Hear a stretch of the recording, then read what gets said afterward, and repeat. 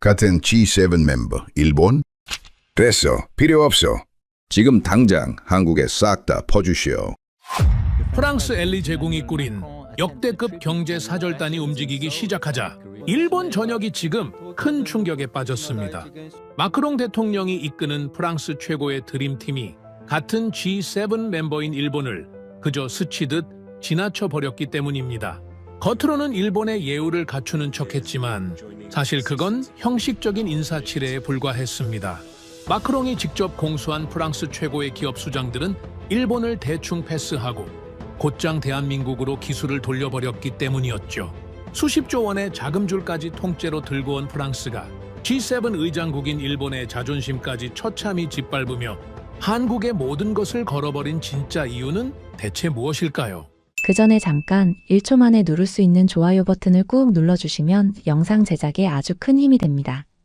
그럼 바로 시작하겠습니다. 저는 27년 동안 국가를 평가해왔습니다. 기술이 있는 나라, 자본이 있는 나라, 그리고 그 둘을 하나로 완성할 수 있는 나라. 저는 그것을 판단하는 일을 해왔죠. 프랑스 대통령 직속 산업기술 전략 특별 고문. 그게 저의 직함입니다. 수십조 규모의 투자 흐름을 설계하고 어떤 나라와 손을 잡을지 결정하는 일. 저는 그 자리에 27년을 앉아 있었습니다.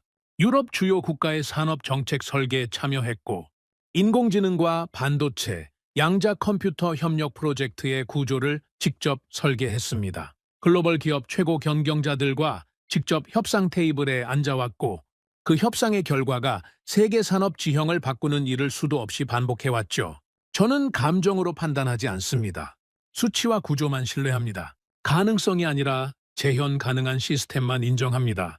그게 제가 27년을 버텨온 방식입니다. 그리고 그날도 저는 똑같은 일을 하러 일본 도쿄에 갔습니다. 비행기에서 내리는 순간 제 보좌관 피에르가 나란히 걸으며 말했습니다. 이번 일정은 무난할 것 같습니다. G7 후속 협의 수준이니까요. 저도 그렇게 생각했습니다. 도쿄 하네다 공항은 언제나처럼 깔끔했습니다. 의전 차량이 대기하고 있었고 경호 인력이 정렬해 있었습니다. 저는 채 오르면서 창밖을 바라봤습니다. 도쿄의 풍경은 언제 봐도 질서가 있습니다. 모든 것이 제자리에 있는 느낌. 그게 일본이 주는 인상이죠. 회담장으로 이동하는 차 안에서 피에르가 오늘 일정을 다시 한번 정리해 줬습니다. 오전에 산업부 장관 면담, 오후에 전체 회담, 저녁은 공식 만찬입니다. 내일은 기술협력분과 회의가 예정되어 있고요. 저는 고개를 끄덕이며 서류를 훑었습니다. 늘 해오던 방식입니다. 도착 전날 밤 자료를 검토하고 당일 아침 피에르에게 일정을 재확인받고 회담장에 들어서면 이미 모든 시나리오가 머릿속에 정리되어 있는 상태로 임합니다. 저는 이 루틴을 27년 동안 단 한 번도 흐트러뜨린 적이 없습니다. 그날도 마찬가지였습니다. 회담장에 도착했습니다. 건물 입구에서 일본 측 안내 인원이 정중하게 맞이했습니다. 복도는 조용했고 카펫은 두꺼웠습니다. 발소리조차 흡수되는 그런 공간이었습니다. 저는 이런 장소가 익숙합니다. 겉으로는 조용하지만 안에서는 엄청난 것들이 결정되는 곳. 저는 이런 공간에서 27년을 살아왔죠. 그런데 회담장 문을 열고 들어서는 순간이었습니다. 저는 걸음을 멈췄습니다. 뭔가 이상했습니다. 처음엔 말로 설명하기가 어려웠습니다. 그냥 느낌이었습니다. 피로 때문인가 싶었죠. 파리에서 도쿄까지 장거리 비행을 하고 바로 일정에 투입됐으니까요. 그런데 자리에 앉아 천천히 주변을 둘러보면서 그 느낌이 점점 구체적인 형태를 갖추기 시작했습니다. 없었습니다. 핵심 인물들이 없었습니다. 저는 피에르를 옆으로 당겨 낮게 물었습니다. 미스트랄 쪽 사람들 어디 있지? 피에르가 명단을 빠르게 확인했습니다. 그리고 잠시 후 작은 목소리로 대답했습니다. 오늘 일정에 없는 것 같습니다. 반도체 쪽은? 마찬가지입니다. 양자 쪽도 확인해봐. 피에르가 손가락을 빠르게 움직였습니다. 잠시 침묵이 흘렀습니다. 그리고 피에르가 고개를 들었습니다. 표정이 굳어 있었습니다. 전부 없습니다, 고문님. 저는 순간 말이 없어졌습니다. 미스트랄 인공지능 핵심 인사, 반도체 공급망 책임자, 양자기술 투자 총괄. 이 세 축은 유럽 기술 협력의 심장입니다. 이런 자리에 이들이 없다는 건 있을 수 없는 일입니다. 이건 G7 기술 협력 후속 일정입니다.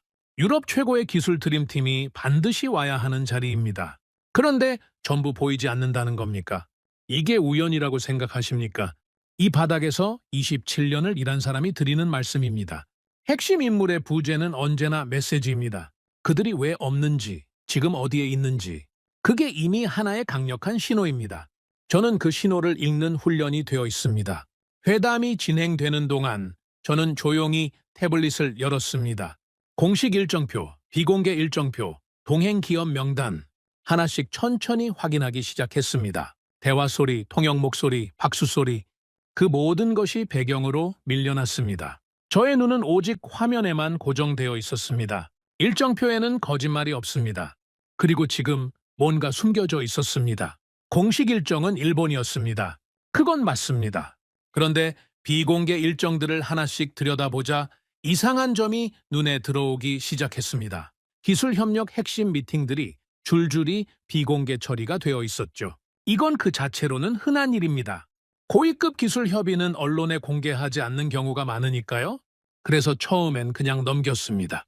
그런데 그 비공개 일정들의 장소를 하나씩 확인하는 순간 저는 손가락을 멈췄습니다. 일본이 아니었습니다. 저는 눈을 비볐습니다. 다시 봤습니다. 똑같았습니다.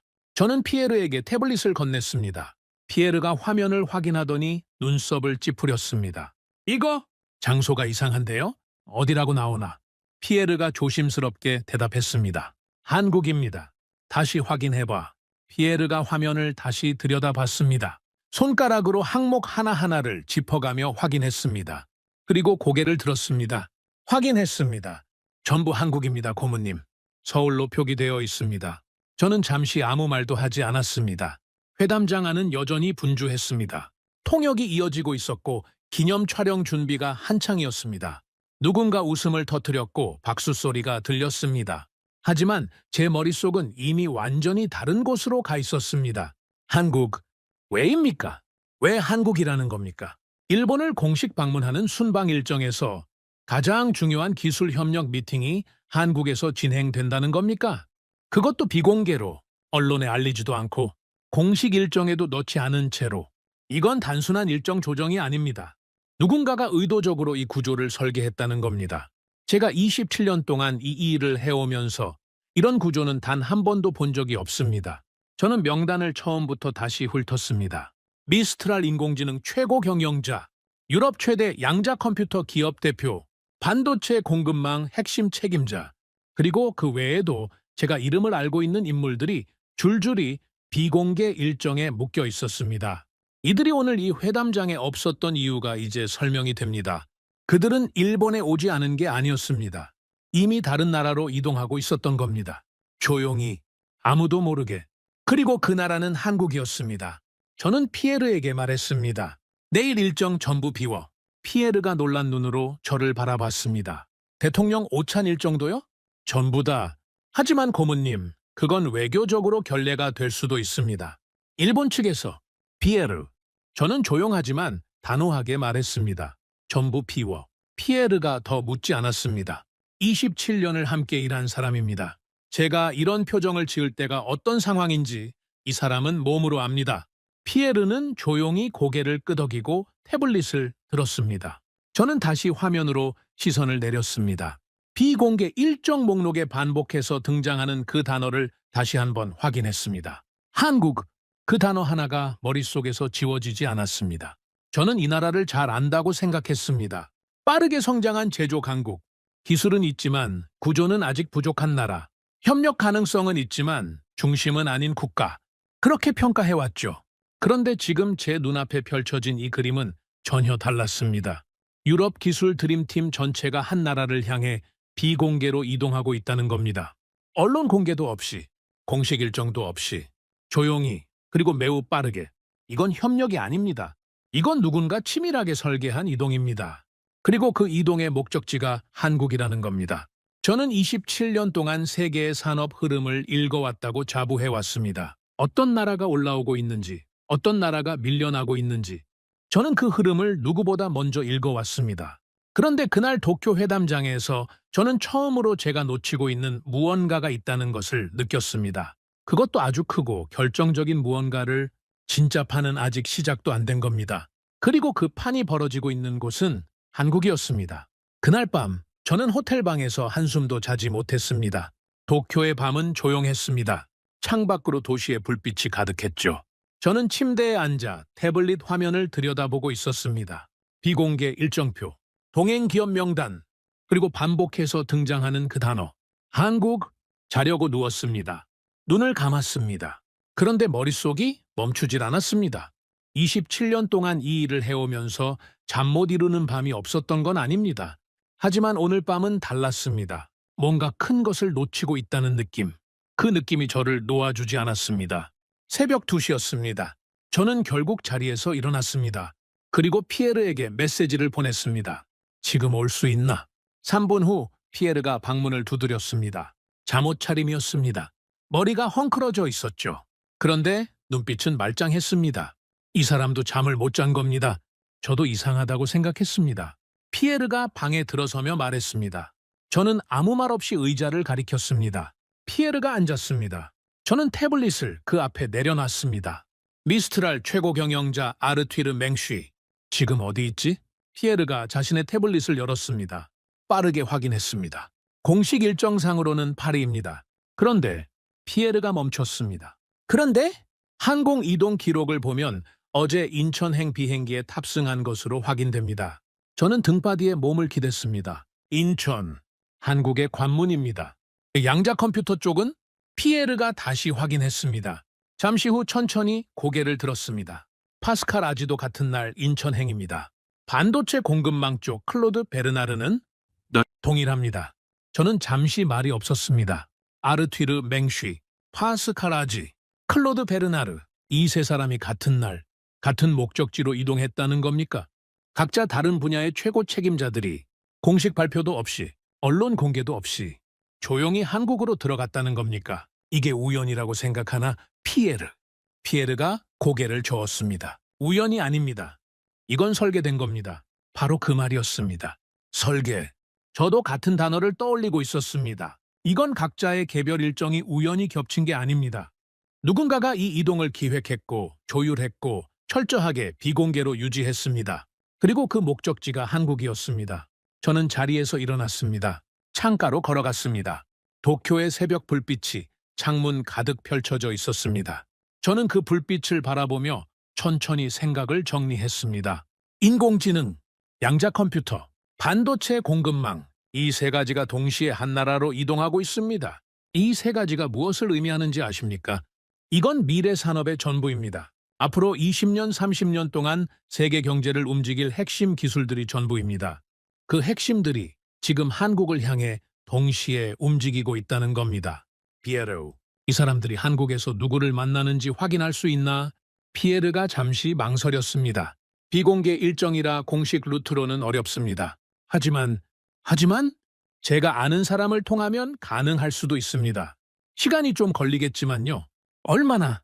내일 오전까지는 뭔가 나올 겁니다. 저는 고개를 끄덕였습니다. 해봐. 피에르가 방을 나갔습니다. 저는 다시 창가에 서서 도쿄의 새벽을 바라봤습니다. 머릿속에서 계속 같은 질문이 맴돌았습니다. 왜 한국입니까? 왜 하필 지금입니까? 그리고 왜 이렇게 조용히 움직이는 겁니까? 다음 날 아침 7시였습니다. 저는 호텔 조식도 거른 차에 태블릿만 들여다보고 있었습니다. 피에르가 방문을 두드린 건 7시 반이었습니다. 들어오는 얼굴이 달랐습니다. 눈이 빛나고 있었습니다. 뭔가 찾아낸 사람의 표정이었죠. 나왔습니다. 피에르가 태블릿을 내밀었습니다. 저는 화면을 받아들었습니다. 그리고 천천히 읽어 내려갔습니다. 손이 멈췄습니다. 삼성전자였습니다. 아르튀르 맹쉬, 파스칼 아지, 클로드 베르나르, 이 세 사람이 한국에서 만나는 상대가 삼성전자였습니다. 그것도 단순한 실무진 면담이 아니었습니다. 화면에는 명확하게 적혀 있었습니다. 이재용 회장과의 직접 면담. 저는 화면에서 눈을 들었습니다. 피에르를 바라봤습니다. 이게 확실한 정보인가? 제가 직접 확인한 겁니다. 확실합니다. 저는 자리에서 일어났습니다. 방 안을 천천히 걸었습니다. 생각이 빠르게 돌아가고 있었습니다. 아르튀르 맹쉬는 유럽 인공지능의 최전선에 있는 인물입니다. 파스칼 아지는 양자 컴퓨터 분야에서 현재 세계에서 가장 앞서 있는 기업의 대표입니다. 클로드 베르나르는 유럽 반도체 공급망 재편의 핵심을 쥐고 있는 사람이죠. 그리고 이재용, 삼성전자, 세계 최대 반도체 생산 기업, 세계 최고 수준의 메모리 반도체, 그리고 지금 인공지능용 반도체 시장에서 가장 빠르게 치고 올라오고 있는 기업. 저는 멈췄습니다. 아, 이게 그런 겁니까? 인공지능 모델을 만들려면 반도체가 필요합니다. 엄청난 양의, 엄청난 성능의 반도체가 필요하죠. 유럽은 인공지능 기술을 갖고 있습니다. 하지만 그것을 실제로 구동할 반도체를 만드는 능력은 부족합니다. 양자 컴퓨터도 마찬가지입니다. 이론과 설계는 있습니다. 하지만 그것을 실제 하드웨어로 구현하는 제조 능력이 없습니다. 그런데 삼성전자는 그걸 할 수 있습니다. 저는 피에르를 돌아봤습니다. 이 세 사람이 왜 같은 시간에 이재용을 만나는지 이제 알겠어. 피에르가 조용히 고개를 끄덕였습니다. 각자 따로 움직이는 게 아니라 하나의 그림 안에서 움직이는 겁니다. 그렇습니다. 이건 각자의 개별 협력이 아닙니다. 인공지능, 양자 컴퓨터, 반도체 공급망, 이 세 축이 하나의 구조 안에서 연결되고 있는 겁니다. 유럽이 가진 기술과 한국이 가진 제조 능력이 결합되고 있는 겁니다. 그리고 그 결합의 중심에 삼성전자가 있었습니다. 이건 협력이 아닙니다. 이건 산업 재편입니다. 저는 의자에 앉았습니다. 태블릿을 다시 들었습니다. 그리고 처음부터 다시 생각하기 시작했습니다. 제가 지금까지 한국을 어떻게 평가해 왔는지, 저는 한국을 협력 가능성은 있지만 중심은 아닌 나라로 봐왔습니다. 기술은 있지만 구조는 부족한 나라. 그렇게 판단해 왔죠. 그런데 지금 제 눈앞에 펼쳐진 그림은 전혀 달랐습니다. 유럽의 핵심 드림팀이 스스로 한국으로 향하고 있습니다. 이재용과 직접 만나고 있습니다. 그것도 비공개로 철저하게 조용히. 이게 무엇을 의미하는지 아십니까? 선택하는 위치에 있어야 할 유럽이 먼저 움직이고 있다는 겁니다. 먼저 손을 내밀고 있다는 겁니다. 저는 피에르에게 말했습니다. 나 오늘 한국 간다. 피에르가 눈을 크게 떴습니다. 지금요? 공식 일정이 아직. 피에르, 지금 도쿄에서 무슨 일이 일어나고 있는지 알겠나? 아무것도 아닌 겁니다. 진짜 파는 한국에서 벌어지고 있어. 나는 그 자리에 있어야 해. 피에르가 잠시 저를 바라보다가 고개를 끄덕였습니다. 항공편 알아보겠습니다. 저는 일어나서 짐을 챙기기 시작했습니다. 손이 빠르게 움직였습니다. 그런데 머릿속에서는 계속 같은 장면이 맴돌았습니다. 아르투이르 맹쉬, 파스칼 아지, 클로드 베르나르. 유럽 기술의 심장을 쥐고 있는 세 사람. 그들이 지금 이재용 앞에 앉아 있다는 겁니다. 저는 27년 동안 수많은 협력 구조를 봐왔습니다. 크고 작은 동맹들을 분석해왔죠. 그런데 이런 구조는 처음이었습니다. 인공지능, 양자 컴퓨터, 반도체, 이 세 개의 축이 동시에 하나의 나라로 집결하는 구조. 이건 단순한 기술 협력이 아닙니다. 이건 미래 산업의 판 자체를 다시 짜는 작업입니다. 그리고 그 작업이 한국에서 진행되고 있었습니다. 저는 가방을 들었습니다. 그리고 문 앞에서 멈췄습니다. 창밖으로 도쿄의 아침이 보였습니다. 깔끔하고 정돈된 도시. 하지만 지금 이 도시는 저와 아무 관계가 없었습니다. 진짜 이야기는 다른 곳에서 시작되고 있었죠. 저는 처음으로 인정해야 했습니다. 저는 한국을 잘못 보고 있었습니다. 아니, 제대로 보지 않았다는 게 맞습니다. 협력 가능성은 있지만 중심은 아닌 나라.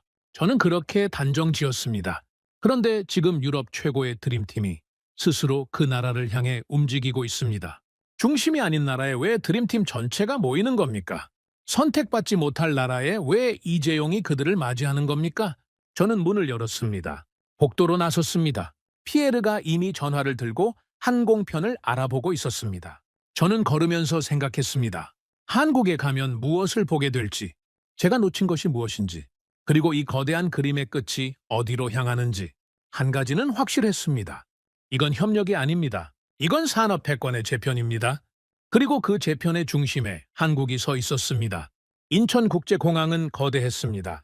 파리 샤를 드골 공항도 크고 도쿄 하네다도 정돈되어 있습니다. 하지만 인천은 달랐습니다. 크기만 큰 게 아니었습니다. 움직임이 달랐습니다. 공항 전체가 살아있는 것처럼 빠르게 돌아가고 있었습니다. 입국 수속줄이 무섭게 빠르게 빠졌습니다. 수화물이 나오는 속도도 달랐죠. 저는 공항을 나서면서 피에르에게 말했습니다. 공항 하나만 봐도 나라가 보여. 피에르가 주변을 둘러보며 고개를 끄덕였습니다. 빠르네요. 확실히. 저는 말없이 걸었습니다. 머릿속에는 이미 오늘 해야 할 것들이 정리되어 있었습니다. 아르튀르 맹쉬 일행이 어디에 있는지 확인할 것, 그들이 이재용과 어떤 내용을 논의하고 있는지 파악할 것, 그리고 직접 현장을 확인할 것. 저는 데이터만으로는 판단하지 않습니다. 반드시 현장을 봐야 합니다. 그게 제가 27년 동안 틀리지 않을 수 있었던 이유입니다. 공항 밖으로 나서는 순간 저는 잠시 멈췄습니다. 서울의 스카이라인이 보였습니다. 멀리 빌딩들이 솟아 있었습니다. 한강이 반짝였습니다. 저는 이 도시를 몇 번 방문한 적이 있습니다. 하지만 그때마다 서울은 제게 그냥 지나치는 도시였습니다. 공식 일정을 소화하고 떠나는 곳, 그 이상도 이하도 아니었죠. 그런데 지금은 달랐습니다. 이 도시에서 지금 무언가 거대한 것이 움직이고 있습니다. 그리고 저는 그것을 직접 확인하러 왔습니다. 채 오르자마자 피에르가 말했습니다. 맹스위 일행이 지금 강남 쪽에 있는 것으로 확인됩니다. 삼성 측과 오늘 오후에 두 번째 미팅이 예정되어 있습니다. 장소는 삼성 서초 사옥입니다. 저는 시계를 봤습니다. 오후 2시까지는 시간이 있었습니다. 저는 피에르에게 말했습니다. 그 전에 한 곳 들러야겠어. 어디요? 삼성 반도체 공장. 평택에 있지? 피에르가 잠시 멈췄습니다. 공식 방문 일정이 없어서 입장이 어려울 수도 있습니다. 어렵다고 못 들어가는 건 아니잖아. 피에르가 한숨을 살짝 내쉬며 전화를 들었습니다. 평택까지 가는 길에 저는 창밖을 바라봤습니다. 고속도로가 넓었습니다. 잘 정비되어 있었죠. 차들이 빠르게 달렸습니다. 저는 이 나라를 다시 보기 시작했습니다. 제가 알고 있다고 생각했던 한국. 그런데 지금 제 눈에 보이는 한국은 제가 머릿속에 그려왔던 그 나라와 조금씩 달라 보이기 시작했습니다. 평택 삼성 반도체 공장은 상상을 초월하는 규모였습니다. 차에서 내리는 순간 저는 말을 잃었습니다. 건물이 거대한 게 아닙니다. 그 규모가 주는 압도감이 아닙니다. 그 안에서 흘러나오는 에너지가 달랐습니다. 무언가가 끊임없이 만들어지고 있다는 느낌, 멈추지 않는다는 느낌, 24시간 365일 쉬지 않고 돌아가고 있다는 느낌? 피에르가 나란히 서며 조용히 말했습니다. 이게 다 반도체 공장입니까? 저는 고개를 끄덕였습니다. 세계 최대 규모야. 삼성 측 담당자가 나와 저희를 맞이했습니다. 공식 방문이 아니라 즉흥적인 요청이었음에도 불구하고 그 담당자는 전혀 당황한 기색 없이 안내를 시작했습니다. 저는 그 모습을 보면서 속으로 생각했습니다. 준비가 되어 있는 조직이구나. 예상치 못한 상황에서도 흔들리지 않는 조직. 이게 작은 것 같지만 사실은 굉장히 중요한 신호입니다. 공장 내부로 들어갔습니다. 클린룸 바깥에서 유리창 너머로 생산 라인을 바라봤습니다. 하얀 방진복을 입은 엔지니어들이 움직이고 있었습니다. 조용하고 정밀하게. 마치 외과 수술실 같았습니다. 담당자가 설명했습니다. 이 라인에서 현재 최첨단 인공지능용 고대 역폭 메모리를 생산하고 있습니다. 현재 전 세계 공급량의 상당 부분을 여기서 담당하고 있습니다. 저는 유리창 너머를 바라보며 물었습니다. 설계부터 생산까지 전부 여기서 합니까? 네. 설계, 생산, 테스트, 패키징까지 전 공정이 국내에서 이루어집니다. 저는 그 말을 듣는 순간 가슴 어딘가에서 뭔가 쿵 하고 내려앉는 느낌을 받았습니다. 설계부터 생산까지 전 공정이 한 나라에서 이루어진다는 겁니다. 유럽은 이게 안 됩니다. 설계는 할 수 있습니다. 하지만 생산은 외부에 의존해야 합니다. 독일은 설계 강국이지만 생산 능력이 부족합니다. 프랑스도 마찬가지죠. 우리는 기술을 갖고 있지만 그것을 실제로 만들어내는 힘이 없습니다. 그런데 한국은 그걸 한 곳에서 해내고 있습니다. 저는 담당자에게 물었습니다. 이 라인 증설에 얼마나 걸립니까? 담당자가 잠시 생각하더니 대답했습니다. 목표에 따라 다르지만 저희는 보통 결정이 나면 6개월 안에 가동을 시작합니다. 6개월. 저는 속으로 다시 한번 그 숫자를 되뇌었습니다. 유럽에서 새로운 반도체 라인을 증설하려면 최소 3년에서 5년이 걸립니다. 인허가, 환경평가, 건설, 시운전, 그 모든 과정을 거쳐야 합니다. 그런데 이 나라는 6개월이라고 말하고 있습니다. 이게 말이 됩니까? 저는 피에르를 바라봤습니다. 피에르도 같은 표정이었습니다.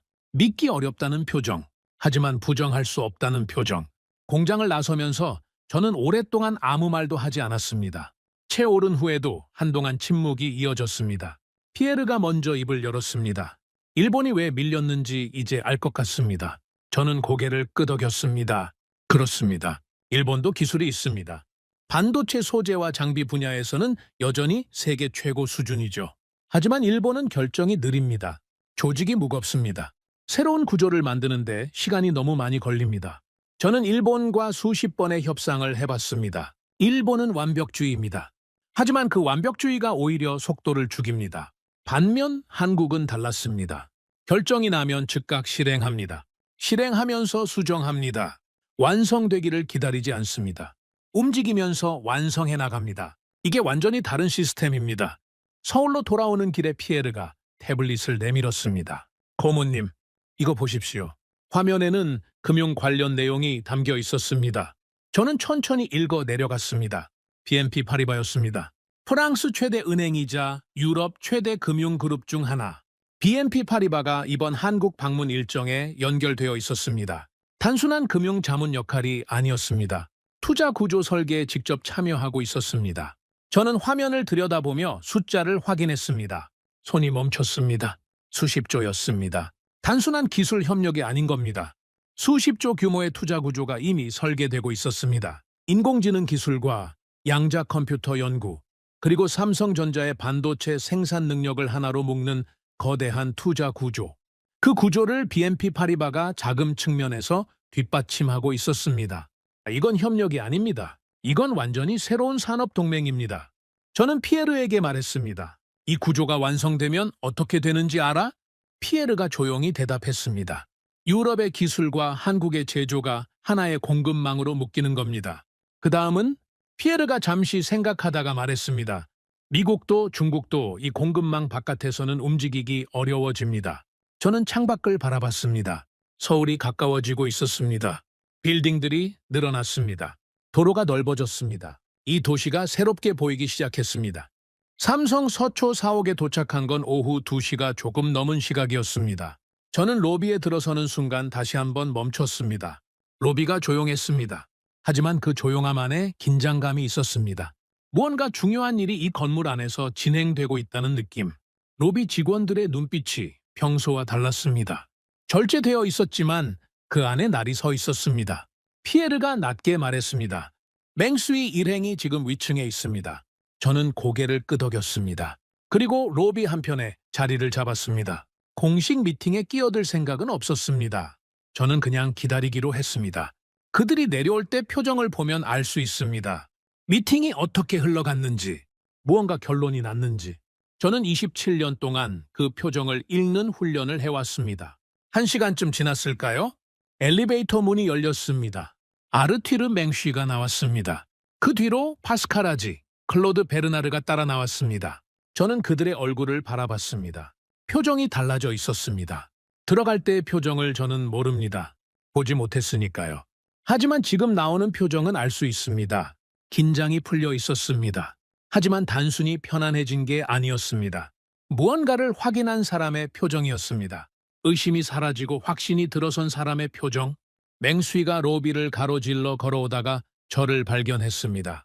순간 눈이 커졌습니다. 그리고 걸음이 멈췄습니다. 세바스티앙, 당신이 왜 여기에? 저는 자리에서 일어나 그의 손을 잡았습니다. 나도 같은 이유로 왔어. 아르튀르. 맹수이가 잠시 저를 바라보다가 작게 웃었습니다. 그리고 낮은 목소리로 말했습니다. 어떻게 알았어? 일정표가 말해줬지. 맹수이가 고개를 저었습니다. 그리고 주변을 한번 둘러보더니 목소리를 더욱 낮췄습니다. 세바스티앙, 우리가 놓쳤어. 저는 그 말을 듣는 순간 가슴이 조여드는 느낌을 받았습니다. 무얼 놓쳤다는 거야? 맹수이가 한숨을 내쉬며 말했습니다. 우리는 기술을 갖고 있다고 생각했어. 우리가 앞서 있다고 생각했지. 그런데 세바스티앙, 위에 올라가서 봤어. 우리가 설계만 하고 있는 동안 이 사람들은 이미 만들고 있었어. 그것도 우리가 상상하는 것보다 훨씬 빠르게. 저는 아무 말도 하지 않았습니다. 인공지능 연산에 필요한 반도체 성능이 있잖아. 우리가 요구하는 스펙을 냈더니 이미 개발 중이라고 하더라고. 우리가 요청하기 전에. 세바스티앙, 이게 말이 돼? 말이 됩니다. 저는 속으로 생각했습니다. 왜냐하면 이 나라는 그렇게 움직이는 나라니까. 요청이 오기 전에 이미 준비를 시작하는 나라. 필요가 생기기 전에 이미 만들어 놓는 나라. 맹수이가 계속 말했습니다. 파스칼도 충격받았어. 양자 쪽에서 요청한 특수 공정이 있는데 유럽 어디에도 이걸 해줄 수 있는 곳이 없었거든. 그런데 여기는 된다고 했어. 지금 당장 저는 맹쉬를 바라봤습니다. 결론을 냈어? 맹쉬가 고개를 끄덕였습니다. 그 눈빛이 말해주고 있었습니다. 이미 결정이 났다는 것을. 우리는 한국이 필요해, 세바스티앙. 선택의 문제가 아니야. 우리가 가진 기술을 완성하려면 이 나라가 반드시 있어야 해. 저는 잠시 침묵했습니다. 그리고 천천히 고개를 끄덕였습니다. 그렇습니다. 이게 답이었습니다. 제가 도쿄에서 일정표를 보고 평택 공장을 보고 투자 구조를 확인하면서 머릿속에서 조각들이 맞춰지던 그 그림의 완성본. 유럽은 기술을 갖고 있습니다. 하지만 그 기술을 현실로 만드는 능력이 없습니다. 그 능력을 가진 나라가 한국이었습니다. 저는 평가해온 사람입니다. 27년 동안 어떤 나라가 협력할 가치가 있는지, 어떤 나라를 선택해야 하는지, 저는 항상 선택하는 위치에 있었습니다. 그런데 지금 처음으로 깨달았습니다. 우리가 선택한다고 생각했던 겁니다. 하지만 사실은 달랐습니다. 우리가 기술을 완성하려면 반드시 이 나라를 거쳐야 했습니다. 우리에게 선택권이 있는 게 아니었습니다. 이미 답은 정해져 있었습니다. 그 답의 이름이 한국이었습니다. 저는 로비를 나서며 다시 한번 이 도시를 바라봤습니다. 서울의 오후 하늘이 맑았습니다. 빌딩들이 빛나고 있었습니다. 저는 27년 만에 처음으로 한 나라를 다시 보는 느낌을 받았습니다. 제가 놓쳤습니다. 오랫동안, 그리고 완전히. 하지만 지금부터라도 제대로 봐야 합니다. 이 나라에서 무슨 일이 벌어지고 있는지, 그리고 이 거대한 그림이 어디를 향하고 있는지. 파리로 돌아온 건 서울을 떠난 지 14시간 후였습니다. 비행기 안에서 저는 한숨도 자지 못했습니다. 눈을 감으면 자꾸 같은 장면들이 떠올랐습니다. 평택 공장의 클린룸, 유리창 너머로 움직이던 엔지니어들, 그리고 맹쉬가 로비에서 낮게 말하던 그 목소리. 우리는 한국이 필요해, 세바스티앙. 선택의 문제가 아니야. 저는 좌석 등받이에 머리를 기댔습니다. 창밖으로 구름이 흘러갔습니다. 머릿속에서는 계속 숫자들이 돌아갔습니다. 수십조 규모의 투자 구조, 인공지능, 양자 컴퓨터, 반도체를 하나로 묶는 동맹, 그리고 그 중심에 삼성전자와 이재용이 있다는 사실. 이걸 파리로 가져가야 합니다. 이걸 설명해야 합니다. 그리고 설득해야 합니다. 저는 그게 쉽지 않을 것이라는 걸 이미 알고 있었습니다. 파리 사무실에 도착한 건 현지 시각으로 오전 10시였습니다. 비서 클레르가 저를 보자마자 말했습니다. 고문님, 부위원장님께서 기다리고 계십니다. 저는 멈췄습니다. 장 필리프가? 네, 아침 일찍부터 오셔서 기다리고 계십니다. 장 필리프 모로, 프랑스 국립전략기획위원회 부위원장, 저의 직속 상관이자 27년 동안 함께 일해온 사람입니다. 이 사람이 사전 예고 없이 직접 찾아왔다는 건 이미 뭔가 알고 있다는 뜻입니다. 저는 코트도 벗지 않고 회의실로 들어갔습니다. 장 필리프가 테이블 끝에 앉아 있었습니다. 표정이 좋지 않았습니다. 옆에는 제가 모르는 얼굴이 2명 있었습니다. 정장 차림, 눈빛이 날카로웠습니다. 저는 직감적으로 알았습니다.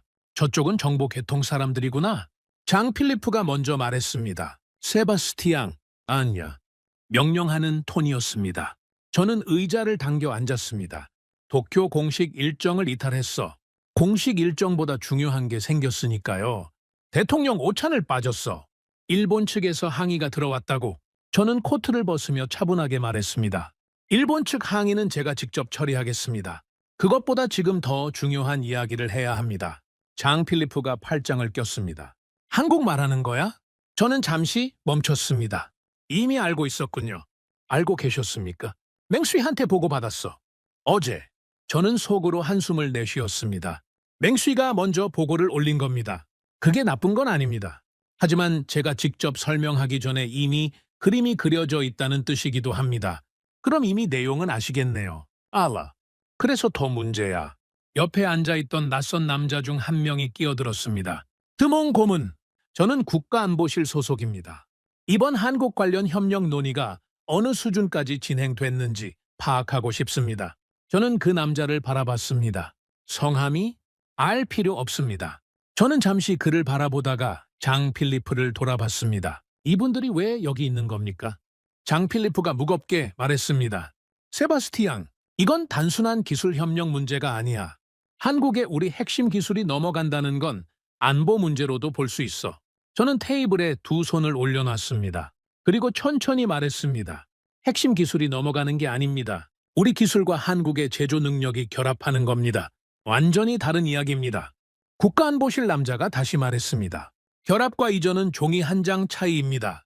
한국은 우리가 통제할 수 있는 나라가 아니에요. 저는 그 말을 듣는 순간 뭔가 치밀어 오르는 것을 느꼈습니다. 하지만 참았습니다. 감정으로 대응하면 안 됩니다. 데이터로 말해야 합니다. 통제라는 단어를 쓰셨는데 지금 이 협력 구조에서 통제권은 우리 쪽에 있습니다. 우리가 기술을 갖고 있고 우리가 투자 구조를 설계하고 있습니다. 한국은 제조와 속도를 제공하는 겁니다. 그게 지금은 그렇지. 나중엔 어떻게 됩니까? 나중을 걱정하기 전에 지금을 봐야 합니다. 지금 우리가 이 협력을 하지 않으면 어떻게 되는지 아십니까? 중국이 들어옵니다. 미국이 선점합니다. 우리는 구경꾼이 됩니다. 회의실이 잠시 조용해졌습니다. 장 필리프가 천천히 말했습니다. 독일 쪽에서 반대가 나왔어. 저는 예상했습니다. 독일은 이런 구조에서 항상 반대합니다. 기존 공급망을 유지하려는 세력이 독일 안에 강하게 자리 잡고 있습니다. 특히 자국 기업들이 한국 기업의 주도권을 빼앗길 수 있다는 두려움이 있죠. 독일의 반대 이유가 뭡니까? 인피니온이야. 독일 반도체 기업. 이번 협력 구조에서 인피니온이 빠지면 독일 정부가 동의를 안 하겠다는 거야. 저는 잠시 생각했습니다. 인피니온. 독일 최대 반도체 기업. 자동차용 반도체에 강하지만 인공지능용 고성능 메모리 분야에서는 삼성전자의 상대가 되지 않습니다. 이건 기술의 문제가 아니라 정치의 문제입니다. 인피니온을 넣으면 구조가 복잡해집니다. 속도도 느려지고요. 그런데 독일 없이는 유럽 전체 합의가 안 돼. 저는 테이블을 두드렸습니다. 장 필리프, 지금 우리가 얼마나 빨리 움직여야 하는지 아십니까? 맹쉬가 이재용을 만난 건 어제입니다. 그 내용이 퍼지면 미국이 가만히 있겠습니까? 중국이 가만히 있겠습니까? 우리한테 주어진 시간이 많지 않습니다. 국가안보실 남자가 끼어들었습니다. 그래서 더 신중해야 한다는 겁니다. 급하게 결정했다가 나중에 문제가 생기면 책임은 누가 집니까? 저는 그 남자를 정면으로 바라봤습니다. 책임은 제가 집니다. 순간 회의실이 조용해졌습니다. 장 필리프가 저를 바라봤습니다. 오랫동안 그리고 천천히 말했습니다. 세바스티앙, 이건 네 개인 판단으로 밀어붙일 수 있는 규모가 아니야. 알고 있습니다. 그래서 지금 여기서 설득하고 있는 겁니다. 독일을 어떻게 할 거야? 저는 잠시 생각했습니다. 독일과 따로 만나겠습니다. 인피니온 문제는 구조 안에서 역할을 조정하는 방식으로 해결할 수 있습니다. 메인 협력은 삼성전자와 하되, 인피니온에게는 자동차용 반도체, 연계 협력 역할을 주면 됩니다. 독일이 완전히 배제되는 게 아니라는 걸 보여주면 됩니다. 장 필리프가 팔짱을 풀었습니다. 조금 표정이 부드러워졌습니다. 그게 가능하겠어? 해봐야 합니다. 하지만 안 하는 것보다는 낫습니다. 국가안보실 남자가 다시 말했습니다. 드몬 고문, 한 가지만 물어보겠습니다. 한국을 정말 믿을 수 있다라고 생각하십니까? 저는 그를 바라봤습니다. 믿음의 문제가 아닙니다. 구조의 문제입니다. 우리가 올바른 구조를 설계하면 어떤 나라와도 협력할 수 있습니다. 반대로 구조가 잘못되면 가장 친한 나라와도 문제가 생깁니다. 저는 구조를 설계하는 사람입니다. 그리고 제가 본 한국은 구조를 함께 만들 수 있는 나라입니다. 회의실이 다시 조용해졌습니다. 장 필리프가 오랫동안 저를 바라보다가 말했습니다. 일주일 줄게. 독일 설득하고 안보 문제 정리하고 보고서 올려. 최종 결정은 그 다음이야. 저는 고개를 끄덕였습니다. 충분합니다. 회의실을 나서면서 저는 깊게 숨을 내쉬었습니다. 복도가 조용했습니다. 클레르가 멀리서 저를 바라보고 있었습니다. 걱정스러운 눈빛이었습니다. 저는 자신의 사무실로 들어갔습니다. 문을 닫았습니다. 그리고 의자에 앉았습니다. 처음으로 흔들렸습니다. 아닙니다. 솔직하게 말씀드리겠습니다. 회의실 안에서는 단호하게 말했습니다. 책임은 제가 진다고 했습니다. 그런데 문을 닫고 혼자 앉으니 처음으로 제 자신에게 물어보게 됐습니다. 내가 맞는 건가? 27년 동안 저는 수많은 판단을 내려왔습니다. 틀린 적도 있었습니다. 하지만 이 규모의 결정을 이렇게 빠르게 밀어붙인 적은 없었습니다. 수십조 규모의 투자 구조, 유럽 전체가 얽히는 동맹, 그리고 그 중심에 한국을 놓겠다는 판단. 내가 무언가에 흥분해서 판단을 흐리고 있는 건 아닌가. 저는 책상 위에 놓인 태블릿을 들었습니다. 평택 공장 사진을 다시 봤습니다. 맹쉬가 보내온 미팅 요약 자료를 다시 읽었습니다. BNP 파리바가 설계한 투자 구조 초안을 다시 검토했습니다. 숫자는 거짓말을 하지 않습니다. 인공지능용 고대 역폭 메모리 생산 능력. 삼성전자가 현재 전 세계에서 가장 앞서 있습니다. 양자 컴퓨터 구현에 필요한 특수 공정. 한국에서 가능합니다. 유럽 어디에서도 지금 당장 가능한 곳이 없습니다. 그리고 결정에서 실행까지 걸리는 시간. 유럽의 5분의 1 수준입니다. 이건 제 감정이 아닙니다. 데이터입니다. 저는 태블릿을 내려놨습니다. 그리고 다시 한번 정리했습니다. 제가 흔들리는 이유가 뭡니까? 국가안보실 남자의 말 때문입니까? 장 필리프의 조심스러운 표정 때문입니까? 독일의 반대 때문입니까? 아닙니다. 저는 사실 다른 것 때문에 흔들렸습니다. 그건 바로 이겁니다. 제가 이 판단을 내리는데 너무 짧은 시간이 걸렸다는 것. 도쿄에서 일정표를 본 순간부터 평택 공장을 본 순간, 맹쉬를 만난 순간까지 불과 이틀 만에 저는 수십 조짜리 동맹의 필요성을 확신하게 됐습니다. 27년 경력의 저로서는 이례적으로 빠른 판단이었습니다. 그런데 저는 곧 깨달았습니다. 빠르게 확신하게 된 게 아닙니다. 데이터가 너무 명확했던 겁니다. 의심할 여지가 없었던 겁니다. 제가 현장에서 본 것들, 숫자로 확인한 것들, 맹쉬에게서 들은 것들, 그 모든 게 하나의 방향을 가리키고 있었습니다. 한국. 저는 자리에서 일어났습니다. 창가로 걸어갔습니다. 파리의 오후가 창밖에 펼쳐져 있었습니다. 에펠탑이 멀리 보였습니다. 저는 이 도시를 사랑합니다. 이 나라를 사랑합니다. 그래서 더 확실하게 해야 합니다. 프랑스가 유럽이 이 흐름에서 뒤처지지 않으려면 지금 움직여야 합니다. 피에르가 문을 두드렸습니다. 고모님, 독일 쪽에 연락이 왔습니다. 저는 돌아봤습니다. 뭐래? 베를린에서 만나고 싶다고 합니다.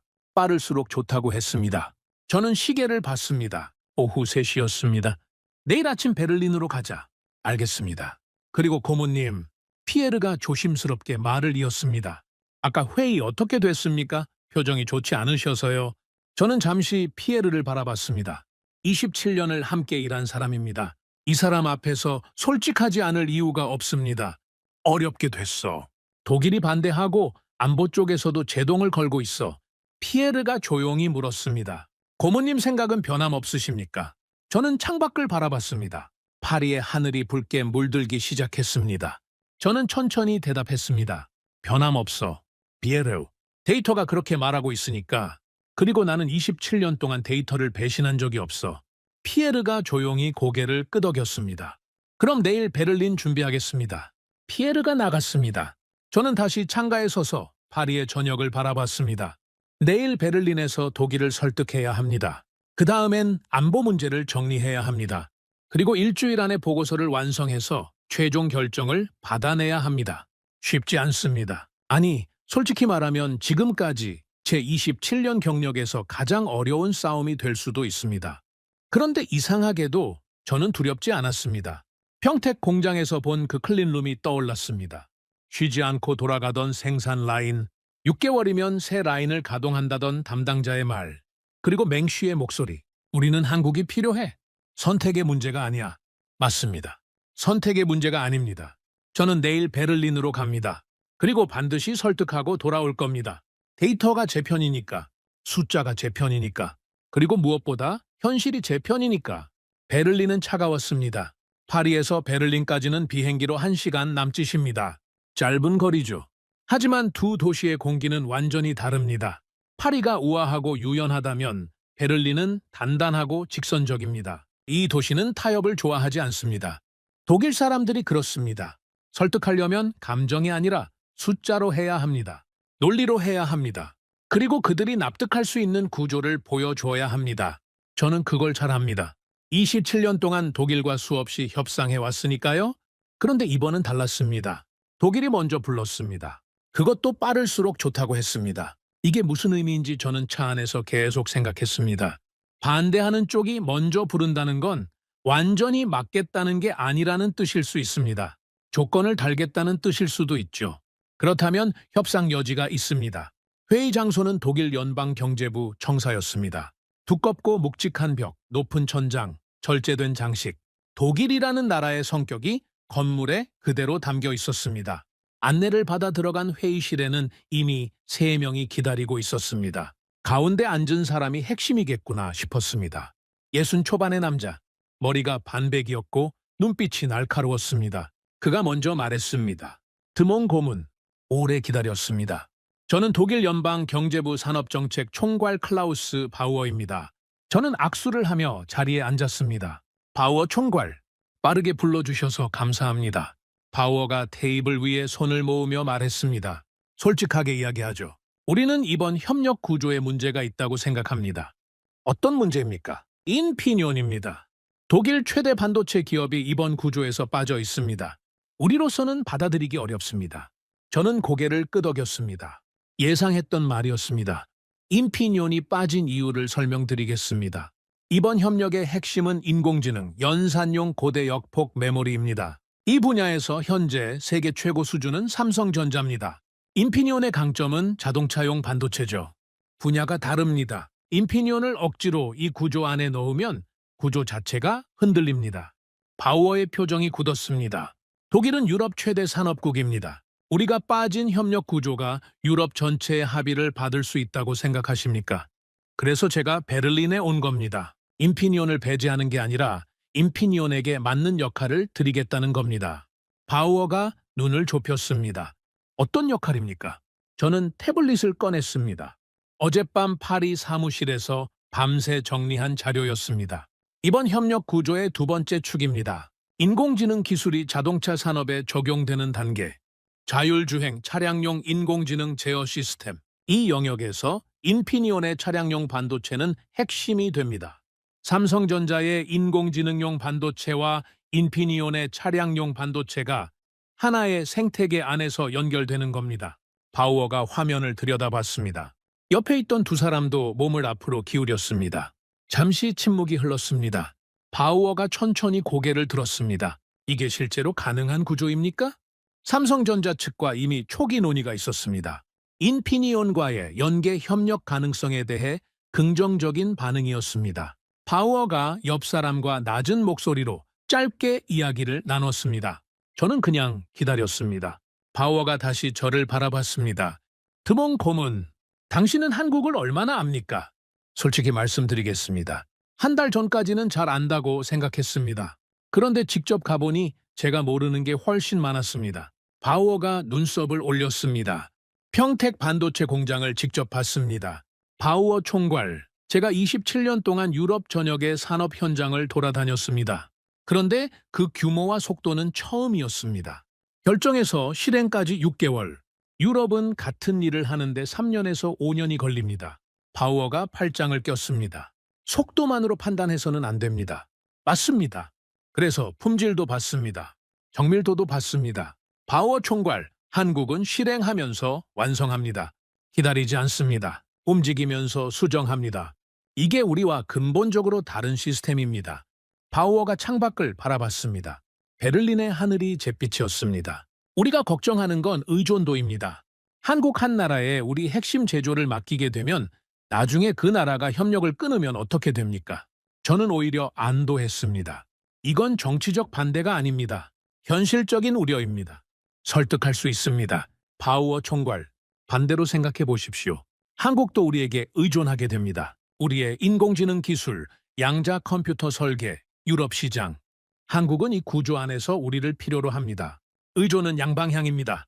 그리고 양방향 의존이야말로 가장 안정적인 협력 구조입니다. 바우어가 오랫동안 저를 바라봤습니다. 일주일 시간을 주십시오. 내부 검토를 해보겠습니다. 저는 자리에서 일어났습니다. 감사합니다. 한 가지만 부탁드리겠습니다. 검토하시는 동안 직접 한국에 가보십시오.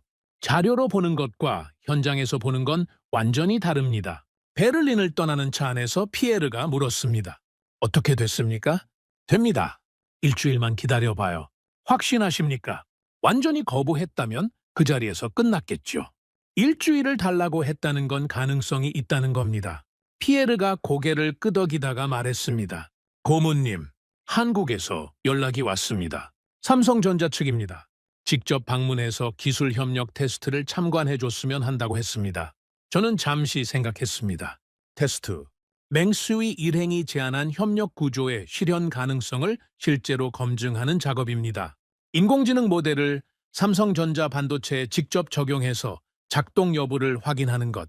이게 성공하면 이번 동맹의 기술적 근거가 완성됩니다.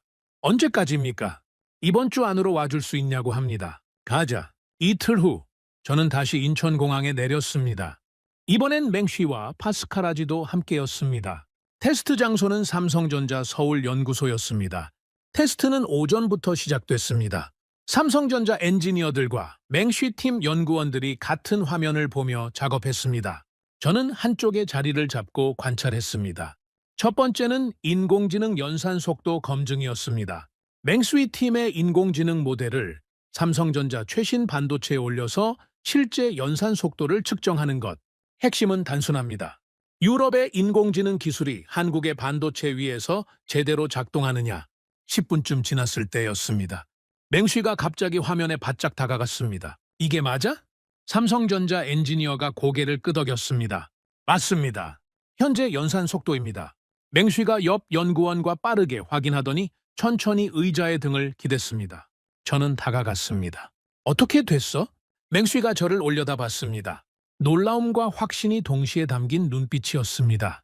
우리가 예상했던 것보다 40% 빠릅니다. 저는 잠시 말이 안 나왔습니다. 40%. 산업 현장에서 10% 차이도 어마어마한 겁니다. 그런데 40%라는 겁니까? 어떻게 이게 가능합니까? 삼성전자 엔지니어가 대답했습니다. 테스트를 위해 메모리 구조를 최적화했습니다. 맹스위 팀의 인공지능 모델 구조에 맞게 데이터 이동 경로를 줄였습니다. 저는 그 말을 듣고 멈췄습니다. 요청한 것도 아닌데 스스로 준비해놨다는 겁니다. 상대방의 필요를 미리 파악하고 요청이 오기 전에 이미 최적화를 해놓는 나라. 오후에는 파스카라지의 양자 기술 연계 테스트가 시작됐습니다. 양자 컴퓨터 연산 결과를 기존 반도체 시스템과 연동하는 것. 전 세계 어디에서도 아직 완전히 성공한 곳이 없는 영역입니다.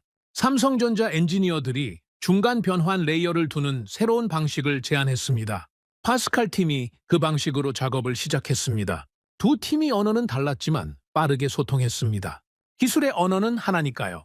1시간쯤 지났을 때 화면에 초록색 불이 들어왔습니다. 파스칼이 자리에서 벌떡 일어났습니다.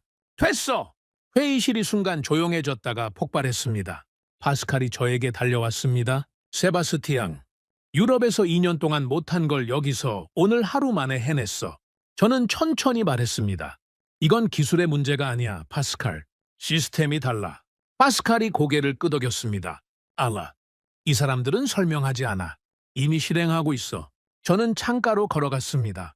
서울의 저녁이 시작되고 있었습니다. 도시의 불빛이 하나씩 켜졌습니다. 저는 27년 동안 수많은 나라를 평가해왔습니다. 그런데 이 도시를 바라보는 지금 처음으로 경외심을 느꼈습니다. 피에르가 다가와 조용히 말했습니다. 고모님, 베를린에서 연락이 왔습니다. 바우어가 한국에 직접 오겠다고 합니다. 저는 천천히 웃었습니다. 이번 일이 시작된 후 처음으로 웃는 것 같았습니다. 독일이 움직이기 시작했습니다. 그 말은 유럽 전체가 움직이기 시작했다는 뜻입니다. 진짜 판이 지금부터 시작되는 겁니다. 바우어가 한국에 도착한 건 제가 서울을 떠난 지 사흘 후였습니다. 피에르가 보내온 메시지에는 짧게 적혀 있었습니다. 바우어, 평택 다녀왔습니다. 말이 없습니다. 저는 그 메시지를 읽으며 속으로 생각했습니다. 말이 없다는 건 할 말을 잃었다는 뜻이죠. 그리고 할 말을 잃었다는 건 제가 옳았다는 뜻입니다. 파리로 돌아온 저는 곧바로 보고서 작성에 들어갔습니다. 장필리프가 준 일주일. 그 시간 안에 모든 것을 정리해야 했습니다. 기술 검증 결과, 투자 구조 초안, 독일과의 협의 내용, 그리고 안보 우려에 대한 반박 논리. 저는 사흘밤을 거의 세웠습니다. 클레르가 매일 아침 커피를 가져다 줬습니다. 피에르는 베를린과 서울을 오가며 추가 자료를 확보했습니다. 보고서가 완성된 건 약속한 일주일의 마지막 날 오전이었습니다. 저는 보고서를 들고 장필리프의 집무실로 들어갔습니다. 장필리프가 책상 앞에 앉아 있었습니다. 그런데 이번엔 옆에 낯선 얼굴이 더 있었습니다. 지난번 국가안보실 2명에 더해 처음 보는 남자가 1명 더 있었습니다. 나이가 지긋했습니다. 70은 됐을까요? 머리가 완전히 백발이었고 눈빛이 형형했습니다. 장 필리프가 그를 소개했습니다. 세바스티앙, 이쪽은 앙리 뒤부아 전 외무부 장관이야. 이번 건에 자문으로 참여하고 계셔. 저는 뒤부아를 바라봤습니다. 앙리 뒤부아. 이름을 모르는 게 아닙니다. 프랑스 외교계의 살아있는 전설이라고 불리는 사람입니다. 40년 동안 프랑스 외교를 이끌어온 인물. 이 사람이 왜 여기 있는 겁니까? 저는 자리에 앉았습니다. 보고서를 테이블 위에 내려놨습니다. 장 필리프가 먼저 말했습니다. 읽어봤어. 잘 정리됐어. 감사합니다. 그런데 문제가 생겼어. 저는 멈췄습니다. 어떤 문제입니까? 장 필리프가 뒤부아를 바라봤습니다. 뒤부아가 천천히 말했습니다. 드몽 고문. 나는 한국과의 협력 자체를 반대하는 게 아닙니다. 그런데 이 구조에는 치명적인 약점이 있어요. 말씀해 주십시오. 기술 유출입니다. 저는 잠시 기다렸습니다. 뒤부아가 계속 말했습니다. 우리 인공지능 모델을 한국 반도체에 올려서 테스트한다는 건 그 과정에서 우리 핵심 알고리즘이 노출될 수 있다는 뜻입니다. 삼성전자는 훌륭한 기업입니다. 그런데 기업은 국가가 아니에요. 한국 정부가 개입하면 어떻게 됩니까? 아니면 중국이 삼성전자 내부에 접근하면 어떻게 됩니까? 저는 뒤부아를 바라봤습니다. 뒤부아 장관님, 저도 그 가능성을 검토했습니다. 그런데 한 가지 여쭤봐도 됩니까? 말해보세요. 지금 우리 인공지능 기술을 구동할 반도체를 만들 수 있는 나라가 어디 있습니까? 미국입니까? 미국은 이미 자국 기업을 우선합니다. 대만입니까? 대만은 지정학적 리스크가 있습니다. 우리가 자체 생산합니까? 지금 당장은 불가능합니다. 선택지가 없습니다, 장관님. 그리고 선택지가 없을 때는 리스크를 관리하는 게 맞습니다. 회피하는 게 아니라. 뒤부아가 저를 바라봤습니다. 오랫동안 그리고 말했습니다. 리스크 관리. 구체적으로 어떻게 하겠다는 겁니까? 기술 이전 단계를 분리합니다. 핵심 알고리즘은 유럽 서버에 둡니다. 한국에는 연산 처리 부분만 넘깁니다. 그리고 공동 감시 체계를 만듭니다. 유럽과 한국 양측이 모두 참여하는 기술보안위원회. 이 위원회가 모든 데이터 이동을 실시간으로 감시합니다. 국가안보실 남자가 끼어들었습니다. 그게 실제로 작동하겠습니까? 기술보안위원회라는 게 얼마나 실효성이 있는지 모르겠습니다. 저는 그를 바라봤습니다. 완벽한 보안은 없습니다. 어떤 협력에서도요. 문제는 이 협력을 했을 때의 리스크와 하지 않았을 때의 리스크를 비교하는 겁니다. 우리가 이 협력을 포기하면 어떻게 됩니까? 미국이 한국과 단독으로 손을 잡습니다. 그러면 우리는 그 공급망 바깥에서 구경만 하게 됩니다. 그게 더 큰 리스크 아닙니까? 회의실이 조용해졌습니다. 장 필리프가 천천히 말했습니다. 세바스티앙, 한 가지 더 있어. 저는 장 필리프를 바라봤습니다. 뭔가 더 있다는 표정이었습니다. 제가 예상하지 못한 무언가. 유럽의회 쪽에서 문제를 제기했어. 이번 협력 구조가 유럽 내 산업 일자리를 위협한다는 거야? 한국에 제조를 맡기면 유럽 공장들이 타격을 받는다는 논리지. 저는 눈을 감았습니다. 잠깐이었습니다. 그리고 다시 눈을 떴습니다. 정치입니다. 기술도 아니고 안보도 아닙니다. 이건 정치입니다. 선거를 앞두고 있는 의원들이 일자리 문제를 들고 나온 겁니다. 이건 데이터로 설득하기가 가장 어려운 종류의 반대입니다. 의회 쪽에서 공식적으로 제동을 건 겁니까? 아직 공식은 아니야.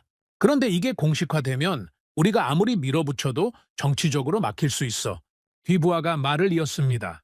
드몽 고문, 나는 당신이 옳다고 생각합니다. 기술적으로도 전략적으로도. 그런데 옳다고 해서 항상 이길 수 있는 건 아니에요. 정치는 다릅니다. 저는 뒤부아를 바라봤습니다. 이 사람은 적이 아닙니다.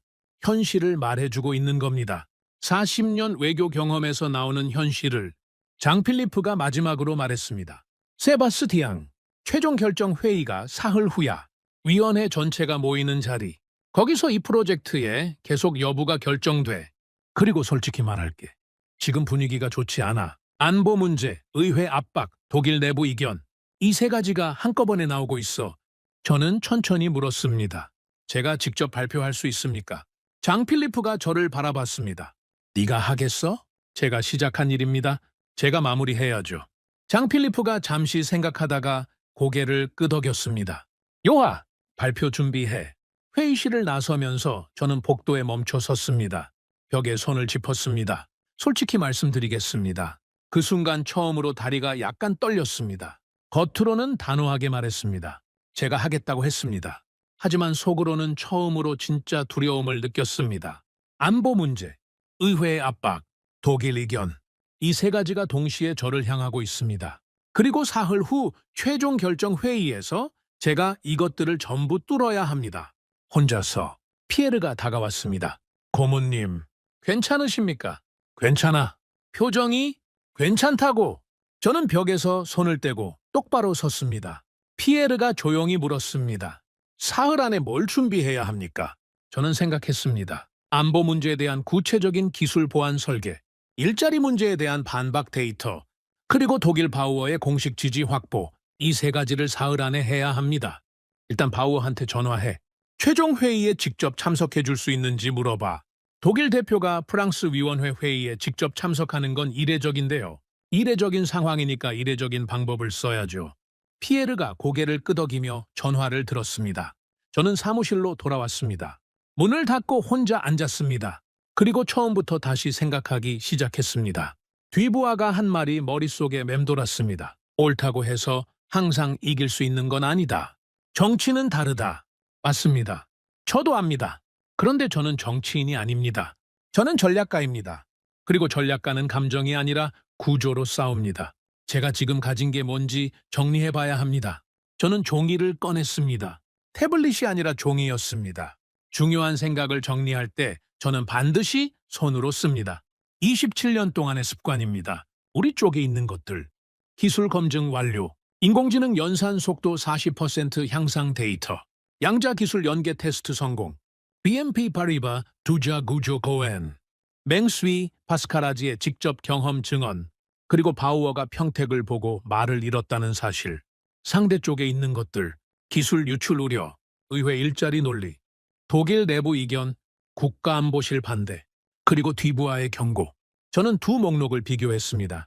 숫자로만 보면 우리 쪽이 많습니다. 하지만 무게로 따지면 다릅니다. 정치적 압박은 숫자로 이길 수 있는 게 아닙니다.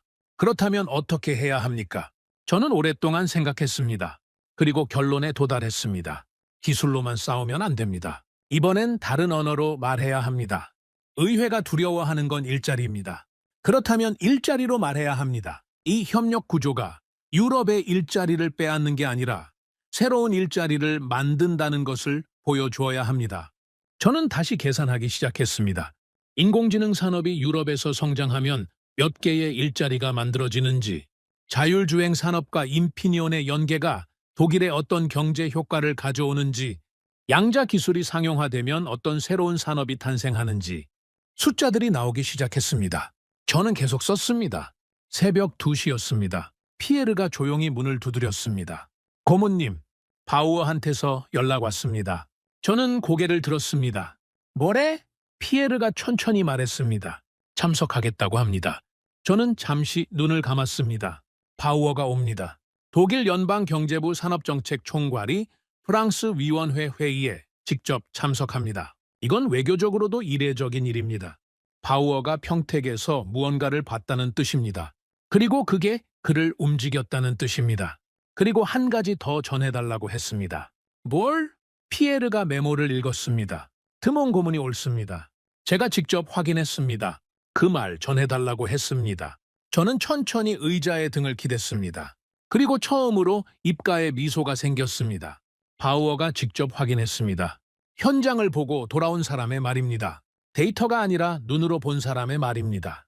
이건 어떤 보고서보다 강력합니다. 피에르가 물었습니다. 이제 되겠습니까? 저는 잠시 생각했습니다. 아직 안심할 수 없습니다.